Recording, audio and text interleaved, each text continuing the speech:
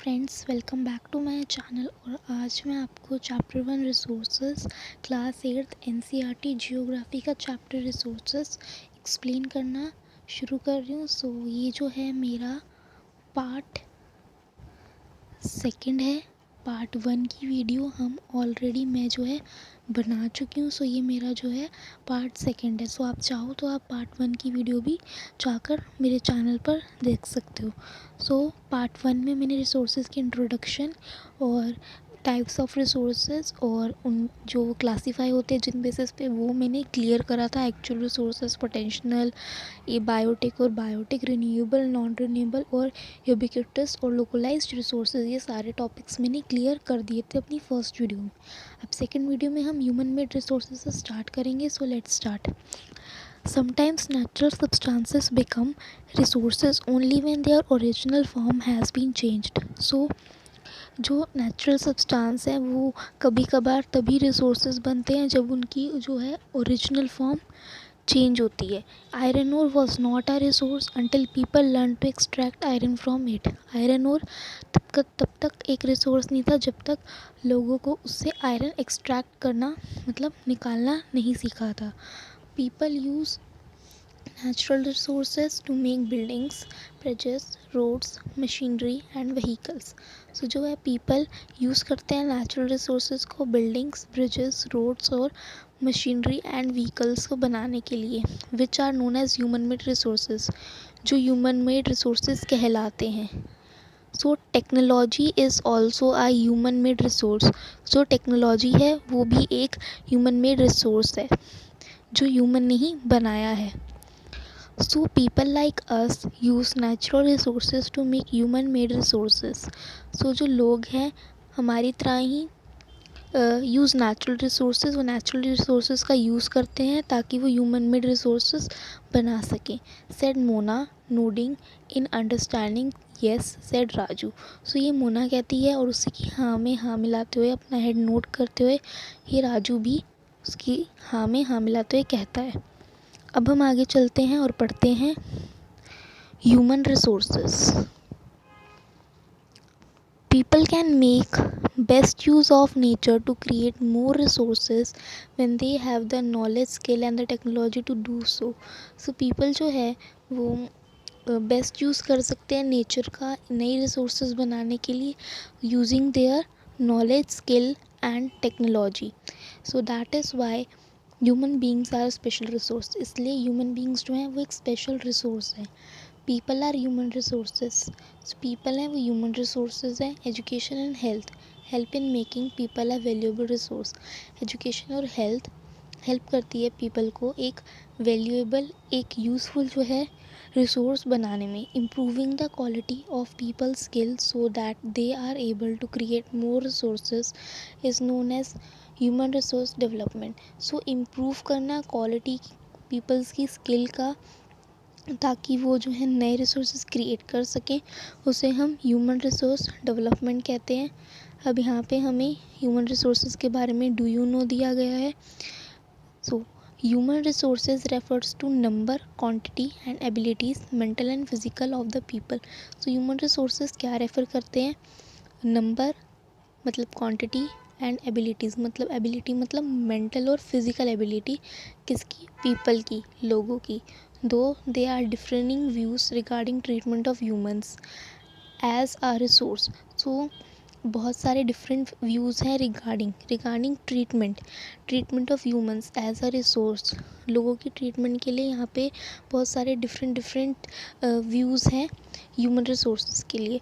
One can not deny the fact that it is the skills of human that help in transferring the physical material into a valuable resource.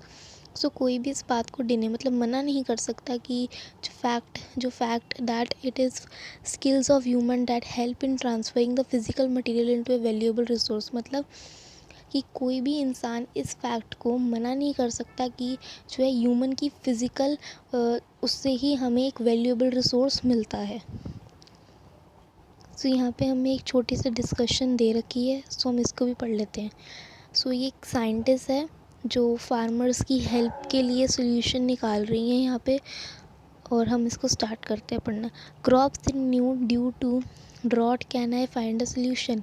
तो वो कहती हैं कि crops जो है renewed मतलब वो ख़राब हो गए हैं ड्रॉट की वजह से, सो क्या मैं इसका सोल्यूशन निकाल सकती हूँ। और फिर वो कहती है दैट्स इट, मतलब उसको इसका सोल्यूशन मिल गया। और फिर वो फार्मर से डिस्कशन करती है, it's all thanks to the knowledge education and skill we could find a solution. वो कहते हैं कि हमें थैंक्स करना चाहिए अपनी नॉलेज एजुकेशन और स्किल का, तभी हमें जो है इस चीज़ का सोल्यूशन मिला है। Read and ponder, humans are interdependent on each other. So जो ह्यूमंस हैं वो इंटरडिपेंडेंट है, एक दूसरे के ऊपर डिपेंडेंट है। Farmers provide food grains for everybody, जो फार्मर्स हैं वो फूड ग्रेन्स प्रोवाइड करते हैं सबके लिए। Scientist suggest various means to combat problems, और जो साइंटिस्ट हैं वो बहुत सारी सजेशंस देते हैं ताकि हमें कोई प्रॉब्लम ना हो अपने एग्रीकल्चर को इम्प्रूव करने के लिए, फार्म प्रोडक्शन को इम्प्रूव करने के लिए।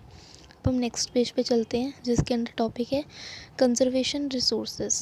Mona had a nightmare, she dreamed that all the water on the earth had dried up and all the trees cut down.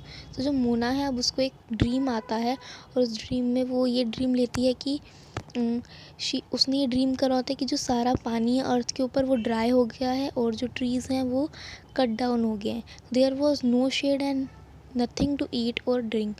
अब कोई भी रहने के लिए जगह नहीं बची है और कुछ भी खाने पीने के लिए भी नहीं बचा है। People were suffering and roaming around desperately looking for food and shade. जो लोग हैं वो बहुत ज़्यादा सफ़र कर रहे हैं और इधर उधर कर रहे हैं, इधर उधर जा रहे हैं ताकि उन्हें एक घर मिल सके और थोड़ा खाना मिल सके। She told her mother about the dream. अम्मा can this really happen, she asked. So वो अपनी मम्मी को इस ड्रीम के बारे में बताती है और वो कहती है कि क्या ये सच में हो सकता है। तो उसकी अम्मा कहती है येस, मतलब वो रिप्लाई करती है येस कि हाँ ये ज़रूर हो सकता है।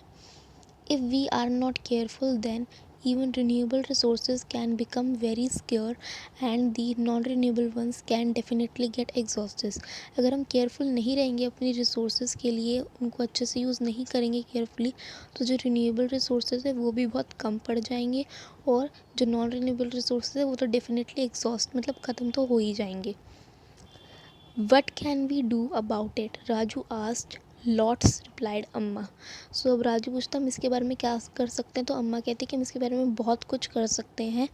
सो using resources carefully and giving them time to get renewed is called resource conservation. So resources को यूज़ करना केयरफुली और उन्हें टाइम देना ताकि वो रिन्यू हो सके, उसे हम कहते हैं resource conservation. Balancing the need to use resources and also conserve them for the future is called sustainable development. So balance करना नीड को अपनी और उसको अच्छे से यूज़ करना और फिर उसको कंजर्व भी करना फ्यूचर जनरेशन के लिए, फ्यूचर के लिए, उसे हम सस्टेनेबल डेवलपमेंट कहते हैं। There are many ways of conserving resources. Each person can contribute by reducing consumption, recycling and reusing thing. So बहुत सारे वेज़ हैं जिससे हम रिसोर्स को कंजर्व कर सकते हैं। सो ईच पर्सन, हर एक इंसान जो है कंट्रीब्यूट कर सकता है, जैसे कि रिसाइकिल करके या यूज़ करके थिंग्स को, या अपना जो यूज़ है रिसोर्सेज का वो भी थोड़ा कम करके। Ultimately it makes a difference because all our lives are linked. So ultimately एक डिफरेंस भी बनाता है क्योंकि जो हमारी सारी लाइफ्स है, हमारी जो सारी डेली लाइफ है वो एक दूसरे के साथ लिंक्ड है। अब हम पढ़ते हैं ग्लॉसरी। सस्टेनेबल डेवलपमेंट क्या होता है? Carefully utilising resources so that beside meeting the requirements of the present also takes care of the future generation. अच्छे से रिसोर्सेज को यूज़ करना प्रॉपरली और केयरफुली ताकि वो हमारे भी काम आ सके और हम उन्हें बचा भी सके अपनी फ्यूचर जनरेशन के लिए, उसे हम सस्टेनेबल डेवलपमेंट कहते हैं। अब हम पढ़ते हैं कि मोना और राजू के फ्रेंड्स यहाँ पर क्या कह रहे हैं। That evening the children and their friends made packets and shopping bags out of old newspaper, discard clothes and basket from bamboo sticks.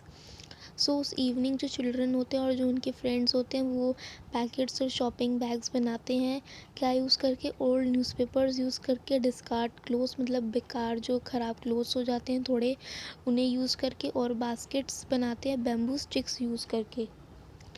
We will give a few to every family we know, said Mona. So Mona कहती है हम जो है जो भी बना रहे हैं उसका थोड़ा बहुत हम जो है जो भी फैमिली को हम जानते हैं उसे उन्हें हम दे देंगे। After all it is for a very good cause, said मुस्ताफ़ा।